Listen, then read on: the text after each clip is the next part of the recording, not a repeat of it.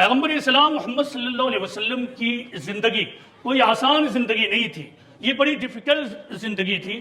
آپ نے ہر طرح کی قربانیاں دی، اپنی پوری دولت لٹا دی، اپنے خاندان والوں کو رزق پہ لگا دیا، آپ کے تمام ساتھی اسی کام میں لگے رہے، اس کے باوجود آپ کا معاملہ آسان نہیں ہو رہا تھا۔ روایت میں بات آتی ہے کہ ایک موقع ایسا آیا تھا کہ آپ اتنا زیادہ تکلیف اور مصیبت اور اذیت محسوس کرنے لگے تھے کہ آپ دوسروں کے بارے میں کچھ بد دعائیں کرنے لگے تھے۔ یہ بڑی اہم بات ہے جو نوجوان غور سے سنیں اور پھر اسی بنیاد پر موجودہ زمانے کے رہنماؤں کا ٹیسٹ کریں۔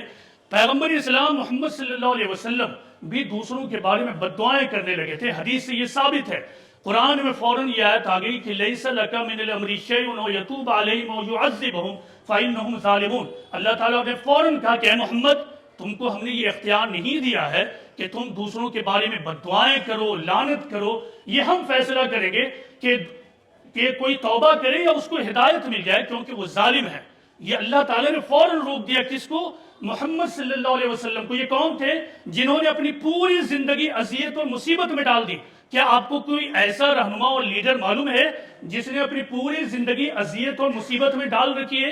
جو دعوت کے راہ میں نکلتا ہو، غیر مسلموں کے درمیان جاتا ہو، وہاں گالیاں پڑتی ہو، وہاں اس کو برا بھلا کہا جاتا ہو، وہاں اس کو اوپر روڑے بازی ہوتی ہو، اور پھر وہ بپھر کر اپنی زبان سے کوئی نگیٹو بات ہندوؤں کے لیے بولتا ہو۔ کیا کوئی ایسا لیڈر بھی ہے تو مجھے بتائیے گا۔ مجھے کسی ایسے لیڈر کے بارے میں نہیں معلوم ہے کہ جو غیر مسلموں کے درمیان جاتا ہو، خدا کا پیغام پہنچاتا ہو، اور اس کے نتیجے میں اس کے خلاف غیر مسلموں نے کچھ ایسا اور ویسا کیا ہو۔ لیکن محمد صلی اللہ علیہ وسلم وہی کرتے تھے، ان کے درمیان جا رہے تھے، اپنی فیملی کو لٹایا تھا، تب آپ کی زبان سے اف کے کلمات نکل گئے تھے۔ لیکن اللہ تعالیٰ نے اس کو بھی برداشت نہیں کیا اور کہا کہ محمد، تم کو اس بات کی اجازت نہیں ہے۔